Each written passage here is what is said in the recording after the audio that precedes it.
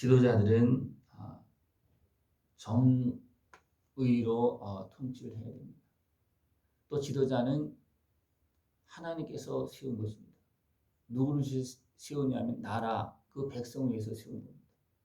그런데 야곱의 우두머리들과 이스라엘의 족속의 통치자들아, 그렇게 하면서 정의를 아는 것이 너희의 본분이 아니냐. 지도자의 본분은 정의를 아는 것, 하나님의 뜻을 알고서 합당하게 행하는 것이 그 본분입니다. 그런데 어두워지는 시대, 육에 속한 시대는 어떻게 됩니까? 정의를 던져버리고 이익을 위해서 악을 꾀하고 어리석게 행하는 그런 모습입니다. 백성을 위하는 것이 아니고 자기를 위해서 백성을 고통스럽게 만들고 때로는 학대하거나 지배하면서 갈취하는 그런 모습을 행합니다. 너희가 선을 미워하고 악을 기뻐하여 내 백성이 가죽을 벗기고 그 뼈에서 살을 뜯는다. 이것이 악한 세대의 모습입니다. 이것이 어디에서 나타나냐면 이스라엘 백성들에게, 야곱의 우두머리들에게, 이스라엘의 족속의 통치자들에게 나타나고 있다는 겁니다. 그래서 하나님은 갈아엎을 수밖에 없는 것. 갈아엎는 모습이 어떤 모습이냐면 이방인에게 포로로 끌려가는 겁니다. 이방인의 칼에 죽는 겁니다. 그래서 하나님은 그 모든 불의한 권세들을 다시 뒤엎고 갈아엎는 그런 모습을 이제 결국 이룰 수밖에 없어서 아수르로 무너지고 바벨론 포로로 끌려가고 무너지고, 그 남은 자들만 하나님은 돌아와서 그 땅을 차지하고 또 그들에게 예수님이 오셔서 그 모든 아픔과 슬픔, 모든 피값을, 죄값을 다 갚아주고 다시 시작하도록 하나님은 그렇게 해주셨습니다. 하나님 지금도 정의를 이루시는데 그냥 대신 죄값을 치르시면서 이루십니다. 이게 하나님의 공의예요.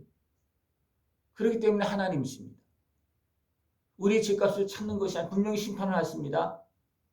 그러나 어떻게 하시고서 죄값을 치러주시고서 은혜를 베풀고 나서 그 다음에 심판하시는 거예요. 말씀하시고 나서 심판하시고 은혜를 베풀고 나서 심판하십니다. 다시 말하면 심판을 베풀기 위해서 그들이 심판에 의해서 징벌을 받게 하려고 하는 것이 아니라 미리 은혜를 베풀어서 그 심판을 피할 수 있도록 그렇게 해놓고서 심판하신다는 거예요. 근데 어리석은 사람들은 그 은혜를 받지 못하고 믿지 못해서 그냥 죄악 가운데 그냥 심판을 받는 그런 모습이 너무나 많이 있다는 겁니다. 왜 그렇게 되어지냐면 육신의 소욕에 매이고 어둠에 매이다 보니까 대부분 모르는 건 참 아니에요. 그죠? 어린아이들도요, 잘못한 것은 다 압니다. 어린아이들도 자기가 잘못하면요, 눈빛이 달라지고요, 행동이 다 달라집니다. 그죠? 어른들이 모르겠습니까? 지도자들이 더 모르겠습니까? 알거든요. 아는데 권력에 매이고 또 죄악에 매이고 한번 잘못하기 시작하면 계속 그것이 악순환 돼서 거짓에 거짓을 더하고 하는 그런 모습이 나옵니다. 이게 죄의 종이 된 거예요. 더 나가서 어둠의 권세의 종이 되어져 있는 그런 모습입니다. 그래서 하나님은 그것을 알려주시고 거기에서 건져주시고 은혜를 베풀어 주십니다. 그리고 하나님께서 그렇게 계속 갈 때는 어떻게 하느냐면 응답하지 않습니다. 아예 얼굴을 돌리신다 그랬어요. 하나님의 은혜를 구하면 공의력에서 도와주시고 죄값을 치러주시지만 죄를 고집하면서 악을 꾀하면서 본분을 감당하지 않을 때는 응답하지 아니하고 얼굴을 돌리시고 조금 지나면 정리하신다. 이것이 계속 반복돼요. 지금도 마찬가지입니다. 이 세대도 이것이 계속 이루어지고 있습니다. 하나님의 공의는 여전히 이루어지고 있습니다. 우리 믿는 자들은, 믿지 않는 사람은 없었던 간에 믿는 자들은 그것을 보고 그리고 하나님 앞에서, 하나님의 은혜 앞에서 살아야 됩니다. 공의의 길로 가기 위해서, 정결하게 되기 위해서 끊임없이 회개하면서 하나님을 은혜 앞에 무릎 꿇으면서 나가는 것이 내가 살 수 있는 길이에요. 이것이 하나님께서 베푸시는, 우리를 살리시는 사랑으로 이루어놓으신 공의의 길입니다. 살 수 있는 길이에요. 그 길을 더 풍성히 볼 수 있고 더 풍성히 누릴 수 있는 모습 되기를 축원합니다. 안타까운 것은 내 백성을 유혹하는 선지자들은 이에 물 것이 있으면 평강을 외치나, 선지자들까지도, 지도자들은 어떻게 했던 간에 선지자들까지도 거짓을 행한다는 겁니다. 뭔가 이익이 있으면 잘 된다고 말하고, 이익이 없는 것 같으면 어디 두고 보라 하면서 하는 그런 모습이 나타나고 있다는 거예요. 다시 말하면 하나님께 사용되어지고 있는, 하나님께서 다시 세운 그 백성들, 어리석은 지도자들을 위해서 세운 선지자까지도 무너져서 이익을 위해서 그렇게 행하고 있다는 거예요. 그래서 타락되어지고 있는 무너지는 시대의 모습을 보면 선지자가 누구 밑에 가서? 왕 밑에 가서 일합니다. 왕을 그냥 비유 맞추면서 무조건 잘 된다는 거예요.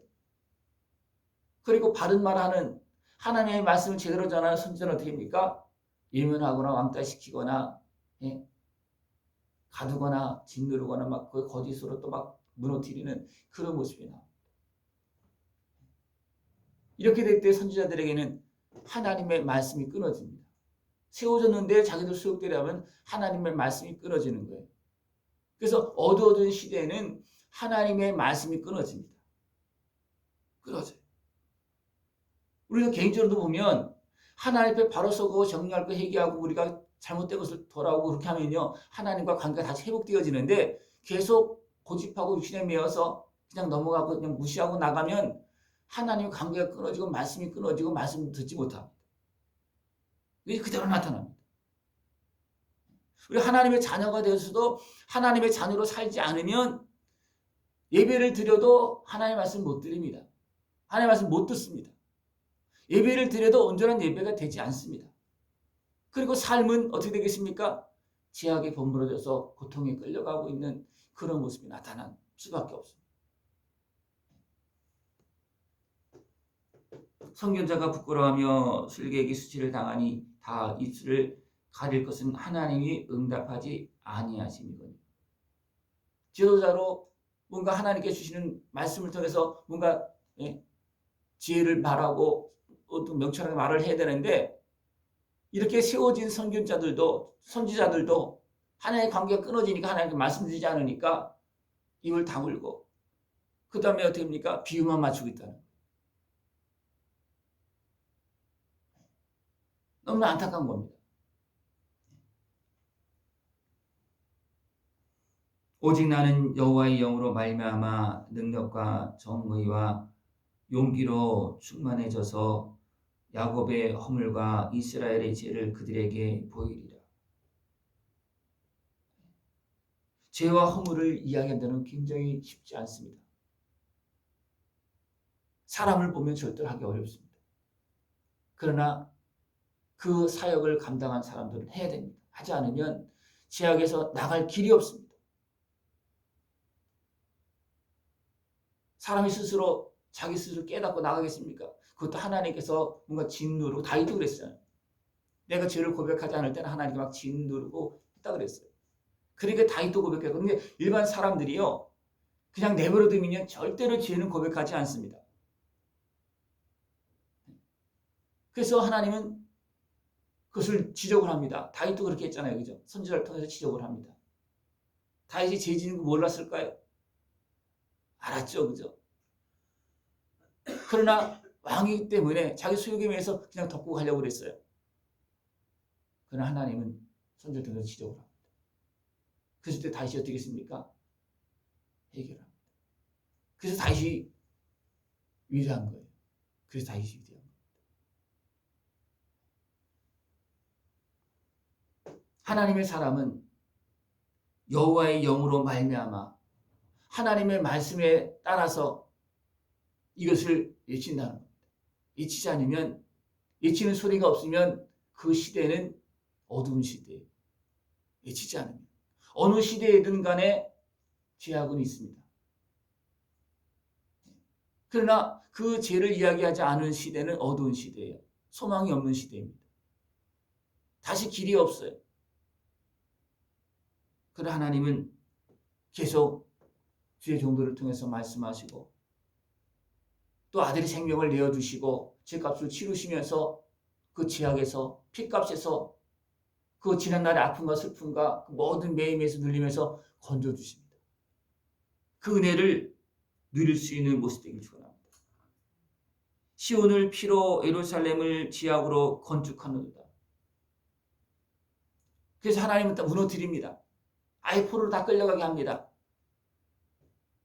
그들이 돌아왔을 때 그들이 온전히 자유로우냐? 아닙니다. 하나님을 바라보고 있지만 자유롭지 못해서 하나님은 아들의 생명을 죄값으로 내어주시면서 그 땅을 정결하게 하고 정결하게 한 다음에 그 다음에 성령을 보내주십니다. 많은 사람들이 성령의 도우심을 원합니다.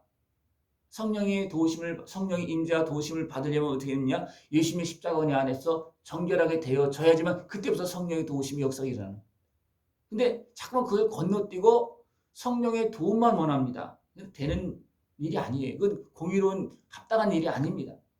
그러나 사람들은 육신의 슬픔에서 죄는 고백하지 않고 뭔가 평강을 원하는 거예요. 이게 안 되니까 어떻게 합니까? 거짓을 말하고 안 되니까 죄악을 끼하고 연약한 사람들을 학대하고 여기서 보면 백성의 가죽을 벗기고 그 뼈에서 살을 뜯어서 먹는다는 들들 볶아서 그렇게 한다는 거예요. 왜 그렇습니까? 안 되니까 강제적으로 하는 거예요. 하나님의 축복이 하나님의 은혜가 끊어지니까 자기들이 죄 때문에 그런 걸 모르고 그렇게 가고 있다는 겁니다.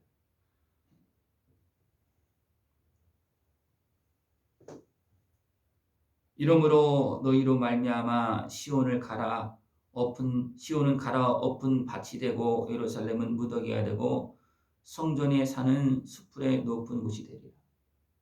갈아엎는 과정 속에서 이런 모습이 나타나고 또 다시 하나님은 회복시켜서 또 약속을 이루고 가고 계십니다. 약속을 이루고 계십니다. 하나님의 약속받은 하나님의 자녀로서 세움받은 우리들은 하나님을 바라보며 그 은혜 안에서 세워지고 쓰임받을 수 있는 그런 모습 되기를 축원합니다. 주의 백성 그의 자녀들이 무너지면 세상은 소망이 없습니다. 교회가 무너지면 세상은 소망이 없습니다. 하나님의 은혜가 끊어지면 은혜를 보지 못하는 세상은 소망이 없습니다. 그 은혜를 우리가 먼저 보고 먼저 앞서 나갈 수 있는 그런 모습 되기를 축원합니다. 기도드리겠습니다. 하나님 아버지 감사합니다.